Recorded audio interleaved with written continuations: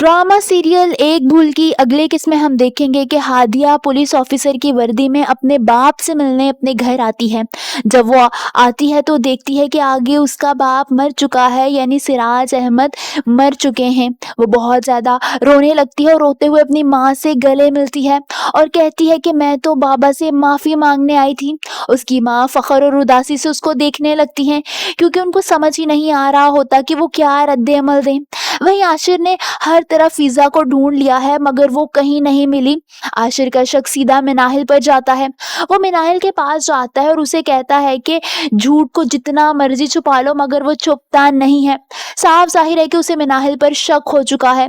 मिनाहिल खामोश हो जाती है, क्योंकि वो समझ जाती है कि आशिर को उस पर शक हो गया है और अब बचने का कोई दूसरा रास्ता नहीं है।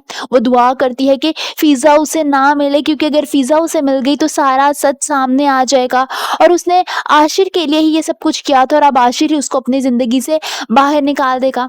वहीं हादिया अपनी सास से कहती है कि मुझे क्यों लग रहा है कि बाबा की मौत के पीछे काशान का हाथ है।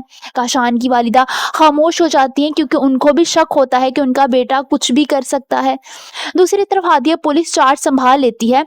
आशिर की शिकायत पर वो काशान को ढूंढने लगती है और बिलाखिर वो उसके घर पर रेड मार ही लेती है, जहां काशान ने फिजा को रखा होता है।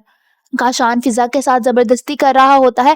एन उसी वक्त हादिया अपनी पुलिस टीम के साथ वहां पर आ जाती है। काशान की नजर हादिया पर पड़ती है और वो हैरान ही रह जाता है। उसके तो मानो सर पर आसमान गिर पड़ता है। हादिया भी उसे देखकर हैरान रह जाती है, क्योंकि उसे यकीन नहीं होता कि काशान ने फिजा को अगवा किया है और काशान इस हद तक जा सकता है। वो हैरानी से अपने शोहर को देखती है, जिसको अब उसने गिरफ्तार करना होता है। आप सबको क्या लगता है, क्या पुलिस चार्ज संभालते ही सबसे पहले हादिया अपने ही शोहर को गिरफ्तार कर लेगी? कमेंट्स में अपनी राय का इजहार जरूर कीजिए।